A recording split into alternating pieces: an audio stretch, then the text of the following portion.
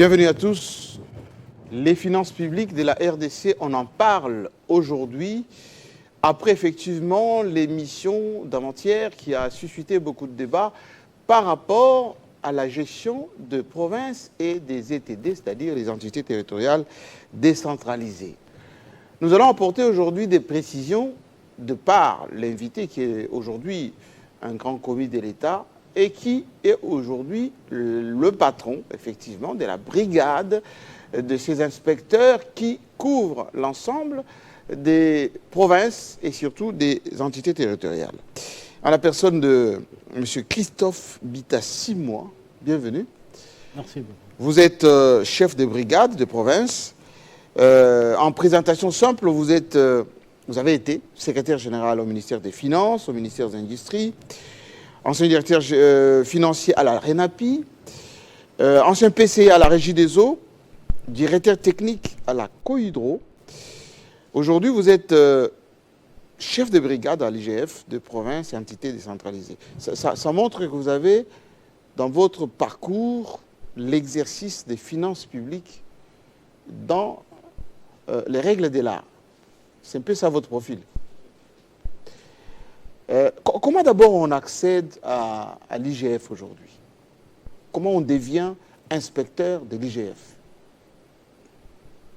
On devient, merci beaucoup d'abord pour l'occasion que vous m'avez donnée d'être dans cette émission. Qui est très suivie et très attendue. Hein? Oui, je sais très bien. C'est une émission qui vient à la suite de l'intervention de Madame la gouverneure du Tanganyika, oui. Qui a pris à partie l'IGF. Déontologiquement parlant, l'IGF ne répond pas à ce genre de choses parce que l'exercice de fonctions qui sont les nôtres, même des fonctions de l'État, ça ne se fait pas à travers la presse. Mais l'opinion était tellement intoxiquée,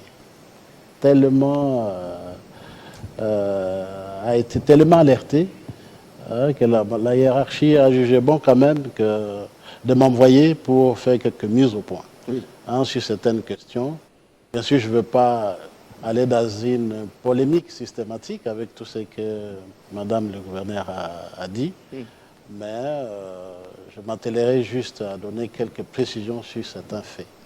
Donc c'est la raison de ma présence ici. C'est aussi, en tout cas, notre rôle, c'est de donner la parole pour les rectificatifs nécessaires en termes de droit de réponse, de rectification, etc., pour que l'opinion soit bien informée. Effectivement. Alors, aujourd'hui, l'IGF est devenue en même temps la seule structure qui est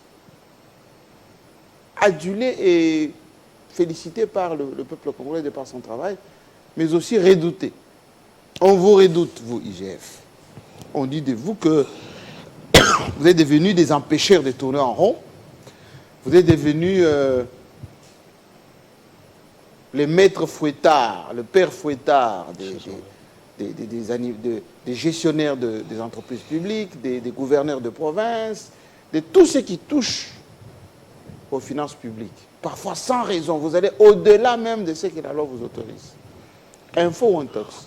Merci beaucoup pour la question. Je vais commencer d'abord par la première, parce que vous avez posé la question. Comment on accède? Comment on devient inspecteur? Comment on devient inspecteur de finances? Je voudrais dire qu'un inspecteur de finances, c'est un fonctionnaire. C'est un fonctionnaire. Il est régi par le statut des agents publics de l'État. Je pense que l'IGF peut être cité, je ne serai pas prétentieux, parmi, aussi pas la seule institution, qui respecte encore les conditions et les modalités de recrutement dans l'administration publique. De hauts fonctionnaires. À l'IGF, l'accès s'est fait sur concours. Exclusivement? Exclusivement, et c'est la loi qui l'a dit. Ça devrait être la même chose pour tous les fonctionnaires de l'État, parce que c'est la loi qui l'a dit.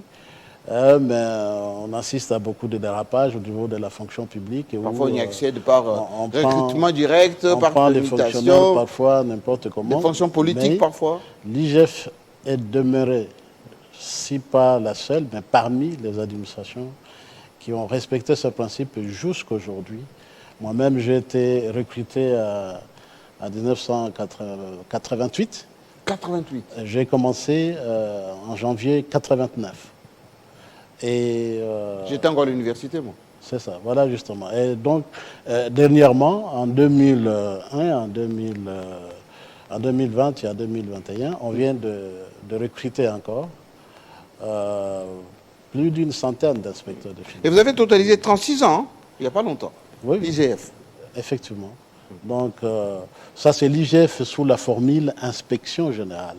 Mais l'inspection des finances, oui. Comme corps, avait commencé depuis 1969. 69. Depuis 1969, après, ça a été reversé comme une direction du secrétariat général aux finances. Et à 88, suite à des réformes, on l'a érigé en inspection générale des finances. Donc ça fait 36 ans, effectivement. Alors, commençons par le commencement. Pourquoi on vous redoute comme ça? C'est comme un policier redouté. Hein? Quand vous voyez un policier de roulage qui vous approche, la première chose, vous allez vous dire, mais qu'est-ce qui se passe? Est-ce qu'il y a un problème? Oui. L'inspecteur des finances, il est aussi le policier des finances publiques. Hein? Donc, je pense, Néfis, que par réflexe, les gens craignent les contrôleurs. Hein? Mais ceux qui ne se reprochent rien, bien sûr, ils n'ont rien à redouter. Alors, vous êtes le patron des brigades, parce qu'il y a autant de brigades hein, au sein de l'IGF, mais votre brigade à vous, c'est les brigades des provinces, des ETD. Et c'est vous qui supervisez tous ces inspecteurs qui sont déployés à travers les provinces. On prend les cas de la province de Tanganyika, dont la gouverneure était à votre place il y a à peine 2 jours. Elle dit, vous avez envoyé des inspecteurs il y a 2 ans. Au début, ces inspecteurs laissaient les finances publiques être gérées d'une manière, on va dire, normale, avec le gouverneur, avec ses équipes, son gouvernement. Et vous déposez les engagements, vous validez et exécutez, et ensuite ils vous reposent les rapports pour que vous fassiez les contrôles a posteriori, etc. Ça se passait bien.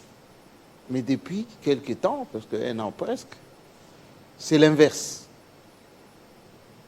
Vous ne respectez plus l'autorité du gouverneur, vous refusez tout, et elle a donné le cas de cette route, en fait, ce pont qui s'est écroulé avec le mur, pour dire, si Kinshasa ne fait rien, moi, je vais constater les prisonniers qui vont fuir, et la province se meurt. Quelle est la vérité dans tout ça?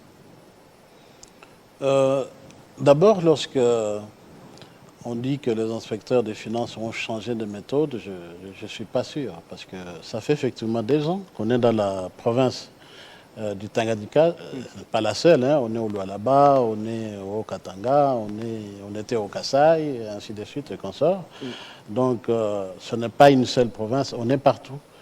Là où le besoin s'est fait sentir. On devrait d'ailleurs être dans toutes les provinces, mais il se pose un problème de moyens humains, financiers, ainsi de suite. La mission de l'IGF, sous la formule contrôle a priori, parce que... A priori, avant. Ce que les gens ne comprennent pas, c'est que... je pense que c'est le changement de méthode qui a un peu... qui les bouscule. Qui les bouscule. Parce que auparavant, depuis lors, l'IGF faisait toujours le contrôle a posteriori. Ça signifie quoi? Les gens gèrent, l'IGF vient après 1 année ou 2 ans pour essayer de voir comment les gens ont géré, ainsi de suite, tout ça, et fait son rapport et adresse à l'autorité compétente qui peut sanctionner ce rapport. Mais il a constaté que cette méthode avait des limites, hein, notamment le fait de venir constater le dégât. C'est déjà fait. C'est déjà fait. Hein, on a alors enclenché l'autre procédure. Hein, et ça, c'est un peu nouveau, parce que dans le passé, ce n'était pas d'application. Oui. On a déclenché donc la procédure du contrôle a priori, qui est le contrôle préventif. Comme on le dit, mieux vaut prévenir que guérir. alors que le contrôle a priori prétend guérir, mais le contrôle a priori vient pour prévenir le mal, Avant que le crime ne se commette. Avant que le crime ne se commette. Et de ce point de vue-là, c'est un contrôle qui protège plutôt les gestionnaires. Parce que si vous pouvez avoir quelqu'un qui vous empêche de commettre la faute, c'est quand même plutôt positif. Mais pourquoi ça gêne? Ça Parce qu'elle m'a montré des fiches d'engagement où elle avait proposé, avec son gouvernement, des dépenses. À un moment donné, quand vous commencez à autoriser les dépenses, c'est la moitié qui est refusée. Et il dit, mais avec ça, comment je vais gérer ma province? Je vais arriver à ça. Tel que je viens d'expliquer, ça ne peut gêner que celui qui veut faire du mal, que celui qui a des intentions malveillantes.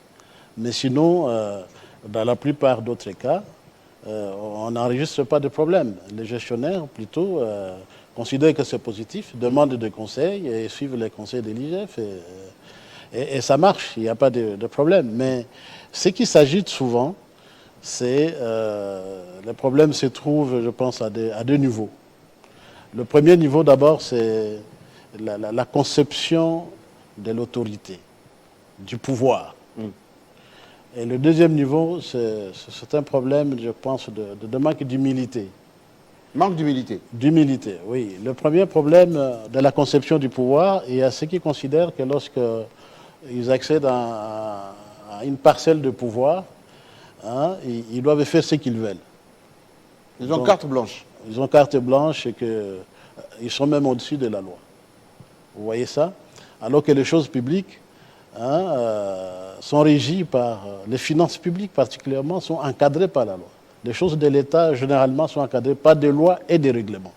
Donc, quand vous vous engagez dans une fonction de gestion publique, il faut d'abord connaître les lois et les appliquer. Donc, le deuxième problème, c'est le problème je pense, de manque d'humilité. C'est-à-dire, beaucoup de choses sont affirmées par ignorance. Et au lieu d'avoir l'humilité d'apprendre, c'est qu'on vous montre comment ça s'est fait, comment ça marche. Sur base des textes. Les finances disent ceci, ça s'est fait comme ça, apprêter ceci, ainsi de suite. Bon, les gens considèrent qu'on les embête. Alors c'est comme ça que ça doit se passer. La mission de l'IGF en contrôle a priori, c'est vraiment une mission pédagogique. On est là pour encadrer, aider le gestionnaire pour mieux faire. Et lorsque l'IGF se rassure que les gens maintenant ils gèrent bien, l'IGF n'a pas vocation à demeurer éternellement chez les gestionnaires. Alors je pose une question directe. Il pourra venir plus tard pour voir si effectivement ils gèrent bien. En arrivant au Tanganyika, est-ce que vous avez trouvé de dysfonctionnement en termes de finances publiques? Bon, avant d'arriver là, je voudrais répondre à une question parce qu'il ne faut pas la rater. Le point d'orgue de l'émission de Madame, c'était le fameux pont de la prison. Vous venez de poser la question. Je ne veux pas l'éluder parce que c'est la question fondamentale. C'était au centre de... C'était au centre de tout ce qu'elle a dit. Effectivement, il y a ce problème-là. Et ce problème, l'UGF n'est au courant qu'à partir du 27 mars. Quoi, 27 mars ici? 27 mars. Le mois passé? Oui, parce que l'UGF est au courant d'un problème lorsqu'on lui présente la situation. Officiellement, formellement, le problème. Madame la gouverneure a dit qu'elle a été alertée par ce service depuis novembre, mais qu'elle ne donne pas la preuve que depuis novembre, elle a formellement saisi les inspecteurs des finances. Il n'y a aucune preuve? Il n'y en a pas. Les inspecteurs des finances se sont saisis officiellement à partir du 27 mars. Et lorsqu'on saisit l'inspection générale des finances, il faut annexer tous les documents. Par exemple, dans les cas d'espèces, il faut venir avec tous les soubassements qui montrent qu'effectivement il y a un problème, il y a un dévis, il y a des soumissionnaires, des soumissionnaires qui viennent. Peut-être on ne peut pas faire un appel d'offres parce qu'il s'agit d'une urgence, mais au moins une comparaison de 2 ou 3 dévis, ça permet à l'IGF, même au gestionnaire lui-même, de comparer, de chercher celui qui peut faire rapidement le travail, et ça se passe. Mais ce n'est pas le cas. Ah, ce n'est pas le cas. C'est Le pas dossier le est cas. incomplet. Oui. Présenté le 27 mars. Mais oui, les dossiers comportaient un devis de l'office de route. Alors, en voyant ce devis-là, les inspecteurs des finances se disent, mais il n'y a pas un comparatif pour que nous puissions voir de manière à ce qu'on fasse le devis, on puisse engager. Bon, Madame la gouverneure refuse, ça c'est elle qui choisit celui qui doit faire le travail, parce que elle a voulu que ça se fasse en régie, parce que ce sont des services de l'État qui sont à disposition et il faut que ça se fasse en régie. Bon, on a dit, il n'y a pas de souci. Se faire en régie ne signifie pas qu'on doit faire maintenant les travaux n'importe comment, à n'importe quel prix. Hein? On peut comparer même un devis d'un privé avec un devis d'un service de l'État, et puis on va voir. Savoir les moins disants. Le meilleur, le plus économiquement, et qui donne des garanties pour le faire. Oui. Bon, ça n'a pas été le cas, mais tout de même, bien après, l'inspection générale des finances a donné l'accord pour que l'office de route puisse faire le travail. Oui. Et l'office de route a donné un chronogramme. Hein, par semaine, on devrait lui verser 20 000 $ pour faire les travaux. Pourtant, c'est elle qui a dit ici que c'est vous qui avez déterminé le 20 000 $ à décaisser et vous avez même proposé d'aller acheter les matériaux sur le marché. Ça ne peut pas se faire. Ça ne peut pas se faire. Vous êtes devenus des ingénieurs. Les inspecteurs de finances ne peuvent pas aller acheter dans le marché. Les inspecteurs de finances peuvent, à la rigueur, vérifier le service fait. Est-ce que l'argent qu'on a débloqué, est-ce que sur le terrain, il y a des travaux qui ont commencé? Voilà. Est-ce que ça évolue? Hein? Parce que c'est vraiment une gestion de proximité. Hein? Ça ne se gère pas à partir de Kinshasa. Les inspecteurs sont au Tanganyika. Donc un problème comme ça qui se pose, ils peuvent voir. D'ailleurs, ils ont été là, ils ont vu les dégâts, ainsi de suite. Ils sont convaincus de l'urgence qu'il y a. On demande aux autorités seulement de faire les choses correctement pour que... Dans les normes. Mais non, sous le prétexte de l'urgence, l'ultra-urgence, ainsi de suite, et qu'on sort, on veut faire tout n'importe comment. Et au moment où je vous parle, la situation a évolué. Il y a maintenant 3 devis. Il y a 3 devis maintenant. Il y a 3 devis. Il y a le devis de l'office de route. Il y a le devis de l'OVD.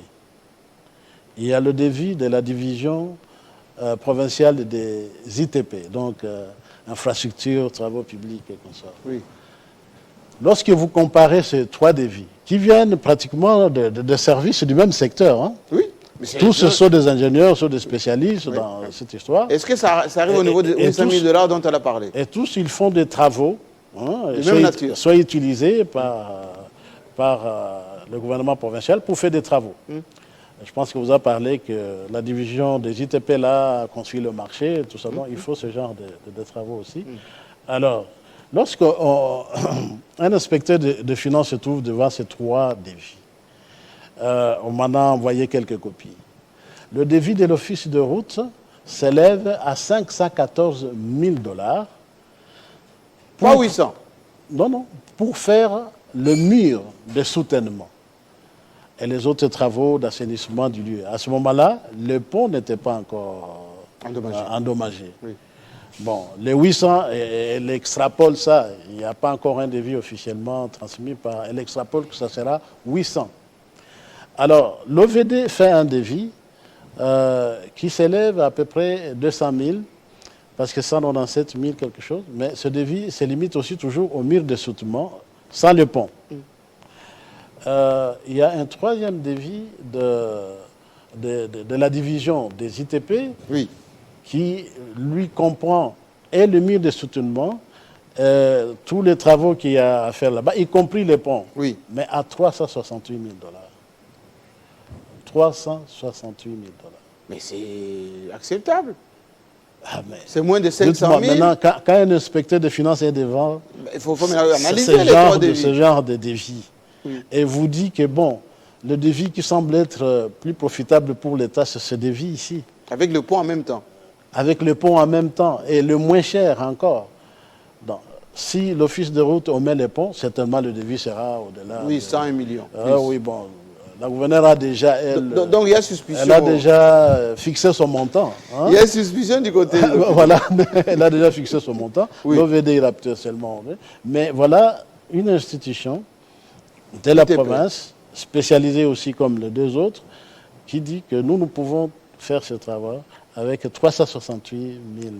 Donc vous, en tant que gendarme, on va dire, des finances publiques, quand vous constatez ça, oui. Mais vous pouvez recommander ITPR, par exemple, qui fait les 2 à 300 000, au lieu d'aller dans les 500 000 sans le pont, ou d'aller descendre à 200 sans le pont. C'est eux qui doivent faire le choix et soumettre ça aux inspecteurs. Bon, mais jusqu'aujourd'hui, on attend qu'ils fassent le choix et qu'ils disent, vous validez pour qu'ils puissent dire aux inspecteurs, voilà, nous avons opté pour tel devis et nous voulons que vous puissiez débloquer autant pour commencer les travaux. Mais ça traîne. Je voudrais insister sur ça. Ça traîne. Ça traîne. Pas de votre fait. Contrairement à ce qu'on dit, c'est l'IGF qui fait traîner les choses, ainsi de suite, qu'on sort. Donc c'est eux qui n'ont pas fait le choix du bon devis. Jusque-là. On attendait ça hier, aujourd'hui, ça n'arrive toujours pas. Nous avons plutôt l'impression, en entendant Madame le gouverneur, c'est comme s'il y a une volonté manifeste de bloquer les choses. D'ailleurs, il vous a dit pour que ça s'empire et puis que ça s'empire et qu'on dise, en fait, porter le chapeau à l'IGF. C'est la nette impression que nous avons. Voilà. Donc, on ne veut pas que les choses aillent vite. On ne veut pas se mettre en norme à temps pour que les choses aillent vite. Alors, ce côté où elle dit l'IGF, c'est devenu Métier moi, d'ailleurs votre nom est un peu écorché, beaucoup d'arrogance, pas de respect pour l'autorité. Est-ce que vos inspecteurs, notamment en province, vous les avez un peu instruits pour qu'ils aient autant d'arrogance vis-à-vis des responsables, des gouverneurs ou ils ne font que leur travail? C'est l'appréciation de... C'est elle qui interagit avec... et aussi, ils ont une perception de la personne, de Madame le gouverneur. Ça, c'est... Mais je peux vous garantir que les inspecteurs de finances, ils ne peuvent jamais manquer de courtoisie à une autorité provinciale. Ils ne peuvent pas le faire. Évidemment, leur fermeté peut être interprétée comme de l'arrogance. Comme de l'arrogance. Parce qu'il y a des autorités qui croient que tout le monde doit obéir à la lettre à ce qu'il dit. Lorsque vous résistez, à ce moment-là, vous êtes arrogant. Bon, l'inspecteur des finances, il fait son travail de la façon la plus neutre, la façon la plus ferme aussi, la plus courtoise. Et lorsqu'il résiste ou il refuse catégoriquement, on croit qu'il est arrogant. Mais non, c'est... Alors, on a fait un petit travail ici à Télé 50. J'aimerais que vous regardez. Ensuite, on va terminer avec des questions beaucoup plus directes parce qu'elle a parlé de la manière dont votre patron parle. Il y a eu des discussions avec le patron de l'IGF qui frisent la proximité avec les présidents de la République, etc., ce qui n'est pas bien. Voyons l'état des lieux. C'est en septembre 1987 que l'inspection générale de finances a été créée en République démocratique du Congo avec compétence générale en matière de contrôle des finances et de biens publics. À ce titre, elle vérifie et contrôle toutes les opérations financières de l'État, des entités administratives décentralisées, des établissements publics et organismes para-étatiques, ainsi que des organismes ou biens, entreprises de toute nature bénéficiant du concours financier de l'État. L'inspection générale de finances, en tant que service d'audit supérieur du gouvernement, peut procéder à toute mission de contre-vérification au second degré de toutes les situations douanières, fiscales ou parafiscales des contribuables et redevables d'impôts, droits, taxes ou redevances, soit lors de l'exécution normale d'une mission de contrôle ou de vérification, soit sur réquisition des autorités politiques et administratives ou encore sur réquisition des autorités judiciaires, soit enfin sur dénonciation des tiers. Ainsi, Jules Alinguete-Kay, économiste avéré, expert comptable agréé, spécialiste en fiscalité et expert en matière de climat des affaires, fut nommé inspecteur général, chef de service par le président Félix Tshisekedi. Après 3 ans de service, Jules Alinguete et l'IGF notent avec satisfaction les résultats de la lutte contre la prédation financière en RDC.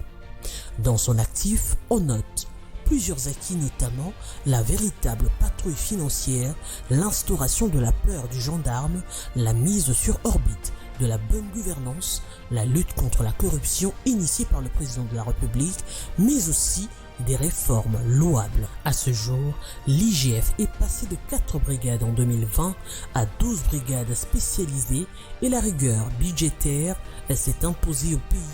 La rationalisation des dépenses, la transparence dans la gestion, la lutte contre la corruption et l'amélioration de la bonne gouvernance se font également sentir. À la suite des enquêtes initiées par l'IGF, plusieurs gestionnaires des services publics et mandataires sociaux ont été inquiétés, arrêtés ou relevés de leurs fonctions pour mauvaise gestion avérée. Ainsi, par exemple, la patrouille financière de l'IGF a mis à nu une saignée de 1,5 milliard de dollars américains de dépenses teintées d'irrégularités dans le portefeuille de l'État. Et grâce à cette patrouille, la RDC était classée 172e pays sur les 186 cotés à gagner 10 places dans l'indice de perception de la corruption sur le plan mondial. Pas plus qu'hier, le président Félix Tshisekedi a scellé un accord de 7 milliards de dollars américains du nouveau contrat minier négocié avec le groupement des entreprises chinoises grâce à l'inspection générale de finances. Pour les entités décentralisées, plusieurs provinces ont été très mal cotées sur le plan de la gouvernance financière. Par exemple, sur demande de l'IGF, tous les comptes de la ville de Kinshasa sont scellés depuis le mois de décembre jusqu'à ce jour. Alors, que comprendre des allégations de la gouverneure du Tanganyika qui accuse l'IGF de bloquer la gestion de la province? Ce sont les services de l'État qui sont mis à notre disposition. En cas d'urgence, nous devons les utiliser. Ils ont commencé la discussion au mois de novembre. Jusqu'aujourd'hui, un projet de 80 000 dollars, si nous pouvons décaisser aujourd'hui l'argent, oui, on va décaisser 800 000 dollars. Pourquoi 800 000? Est-elle mal intentionnée ou manipulée? Pourquoi les autres provinces ne se plaignent pas par la présence des inspecteurs de l'IGF? Veut-elle jeter de l'opprobre sur l'IGF car étant à la fin de son mandat, ou bien l'IGF a muselé les autorités provinciales?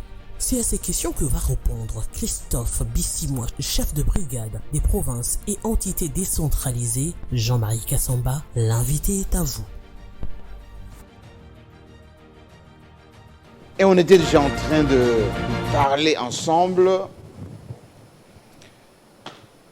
Question directe.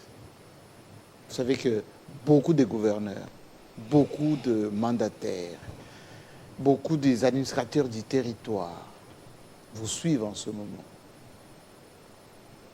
Il y en a même un qui m'a appelé, qui veut garder l'anonymat, qui dit, est-ce que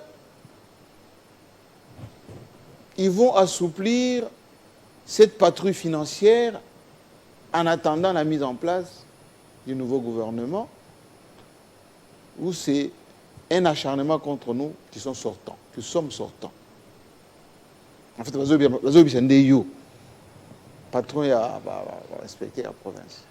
Donc vous exposez tous les gouverneurs en ce moment pour que ceux qui vont peut-être postuler pour être de nouveaux gouverneurs, qu'ils ne soient pas ceux qui veulent être des sénateurs, comme la dame ne veut pas. Donc, aujourd'hui, c'est carrière avant. Bon, ça dépend. L'inspection générale des finances intervient pour minimiser les risques financiers. D'après vous, à ce moment ici où il y a de changements. Oui, transition. On est en transition là. Une sorte de transition. Il y a un risque élevé ou un risque moindre? Élevé. Enfin, de mon point de vue. Hein. Un risque très élevé. Hein, n'est-ce pas? Un risque financier très élevé. Par conséquent, de ce point de vue, l'IGF, ça ne serait pas le moment que l'IGF quitte maintenant. Ça, c'est de deux. L'inspection générale des finances, je venais de vous le dire, n'a pas vocation de rester assiéger les gestionnaires, ainsi de suite, tout cela. Mais les gestionnaires doivent savoir que plus ils donnent l'impression à l'IGF qu'ils ne veulent pas adopter la bonne gouvernance, plus ils demandent que l'IGF demeure. Mais ce qui va montrer qu'ils ont appris comment gérer les choses et qu'ils veulent montrer l'exemple pendant un temps bien déterminé, eh bien, l'UGF pourra se retirer. Mais pourquoi vous prenez les contrôles des comptes bancaires des gouverneurs? Vous l'avez fait au Kasaï oriental, vous l'avez fait ici à Kinshasa. Au Tanganyika aussi. Ah bon? Chez la dame ici? Bien sûr. Ce n'est pas pour rien qu'elle monte sur tous les chevaux. Ces mesures, ce sont des mesures conservatoires qui sont prises à l'endroit des gestionnaires véreux. Douteux. Qui ont fait montre de leur indiscipline en présence même de l'inspection générale des finances. Okay. C'est-à-dire la mission d'encadrement arrive, on vous dit voilà la procédure, avant de faire la dépense, vous la faites valider par l'IGF. S'il y a une urgence, vous signalez l'IGF. Et puis vous venez justifier après, ainsi de suite. Mais il y a certains gouverneurs, certains gestionnaires, même des entreprises, qui s'autorisent qui passent outre. Qui passent outre. Et l'inspection générale des finances demande toujours le relevé bancaire pour essayer de vérifier s'il n'y a pas eu de dépenses non autorisées. Et lorsqu'on constate qu'il y a eu de dépenses non autorisées, la loi permet à l'inspection générale des finances de prendre des mesures conservatoires. Là, vous fermez. À ce moment-là, on prend une mesure d'interdiction des sorties de fonds. À ce moment, toute sortie de fonds devra être autorisée par l'IGF. Et donc, on essaye un peu de serrer encore davantage. Et c'est le cas. Dans le gouvernement... À Kinshasa, Tanganyika... Tanganyika, dans certains établissements publics... Et pourquoi jamais au Lualaba? Pourquoi jamais au Katanga? C'est qu'ils ne sont pas encore pris dans ces fautes-là. Terminons cette émission avec une question qui a choqué un peu des gens. Comment votre patron peut dire à cette gouverneure que ce n'est pas la peine, si vous appelez le président c'est mon ami. Depuis quand un président de la République peut être ami avec un inspecteur général des finances? Ça, c'est du jamais vu. Hein. C'est inconcevable. Je pense que ça n'engage qu'elle, hein, qui a dit ça. Elle a dit qu'elle a parlé avec notre chef. Moi, personnellement, je considère que c'est inconcevable. Notre chef ne peut pas dire ça. Un haut fonctionnaire ne peut pas dire des choses pareilles. Donc ça n'engage qu'elle. Moi, je ne peux pas m'engager dans des affirmations de ce genre. J'ai eu l'impression que c'est une tentative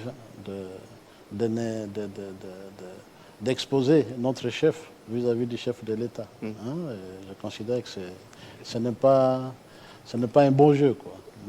Quel est l'état d'esprit de vos inspecteurs en ce moment en province? Ils sont sereins. Ils ne sont pas en sécurité parce qu'il ne faut pas... Ils ne sont pas en sécurité? Non, ils ne sont pas en sécurité. Ils font leur travail sereinement. Et contrairement, on dit qu'ils déambulent la vie d'économie, oui. Tout ça, mais non. Dans les restaurants, dans les hôtels. Mais ce n'est pas vrai. Et puis ce sont grassement payés. Ce n'est pas vrai. Un inspecteur de finances ne peut pas... a un comportement déontologique bien cadré. Et nous les suivons au jour le jour. Ils sont là, ils sont sereins, ils ne sont pas en sécurité, ils font leur travail comme il faut. Alors, l'opinion que vous aussi en ce moment, y compris au Tanganyika, maintenant que vous avez les 3 dévis, est-ce que vous allez exécuter, enfin, vous allez les financer assez rapidement pour que ces cas d'urgence soient réparés dans les meilleures conditions, dans les meilleurs délais? Si ça ne dépendait que de l'IGF, mais les travaux seraient déjà très avancés. L'office de route qui avait même déjà commencé les travaux s'est désisté après. On ne sait pas sur base de quelle influence, contrairement à ce qui a été affirmé ici, que l'office de route s'est adressé à l'IGF pour rembourser l'argent, les 20 000, ainsi de suite. L'office de route, certes, a écrit une lettre, mais a écrit plutôt à Madame le gouverneur, en évoquant plutôt des raisons de dire que voilà, son devis n'est plus valable, parce que les dégâts ont évolué. Il lui faut un autre devis. Et si possible, si on peut recourir même à une autre structure qui peut le faire. Et par conséquent, il considère que il ne peut plus s'engager sur base de l'ancien devis. L'IGF n'a même pas été copié par cette lettre-là. Alors, l'Office de route, c'est une institution publique. Dites-moi, avant de vous laisser partir, Emery Loumeya, qui est à Paris, dit pourquoi l'IGF doit aussi gérer les soins de santé, les salaires. Vous gérez ça aussi? Non, nous contrôlons. Nous ne gérons pas. Donc vous devez savoir, même quand quelqu'un dit je suis malade, je dois me faire soigner, vous devez savoir combien, où, comment. Mais bien sûr, c'est une dépense publique. Tu ne vas pas te faire soigner sur base de fonds que tu sors de ta poche. C'est l'argent de l'État, du contribuable congolais. Il y a des plafonds? Oui, il y a une procédure plutôt. Il y a une procédure. L'IGF veille à la régularité et à la légalité de dépenses. Et lorsque vous présentez un dossier de soins de santé, l'IGF n'est pas insensible. Vous allez faire ça aux États-Unis, à Miami, on vous demande seulement de... À la plage. Non, on vous demande seulement Thalassothérapie. de respecter la procédure. Dit que, par exemple, si vous voulez un soin de santé, vous devez avoir une autorisation de sortie du ministère de la Santé. Par exemple. Par exemple, si vous voulez aller en mission de service, par exemple pour le gouverneur, il doit avoir l'autorisation du ministre de l'Intérieur. L'IGF veille à toutes ces choses-là. Procédure. Procédure, légalité, régularité. Si le dossier n'est pas régulier, on vous dit, monsieur, régularisez d'abord. Dans l'état actuel, vous ne savez pas le faire, veuillez compléter ceci, veuillez compléter cela, comme ça on libère. Merci beaucoup, monsieur le chef de brigade, Christophe Bitassimoa, qui est le patron de ces inspecteurs que vous voyez partout dans vos provinces, les ETD. Maintenant, c'est précisé. L'IGF ne fait que son travail de contrôle. Essayez de vous mettre aux normes, un tout petit peu, aux normes. Et les finances publiques vont quand même mieux se porter. En ce moment, il y a comme une espèce de fronde anti-Alinguete là. Moi, j'aurais voulu qu'il soit même Premier ministre, mais qu'il reste là où il est. Qu'il soit encore ces chiens qui aboient, comme a dit le président de la République, lorsqu'il y a des bêtises quelque part. Bonne soirée chez vous. À très bientôt.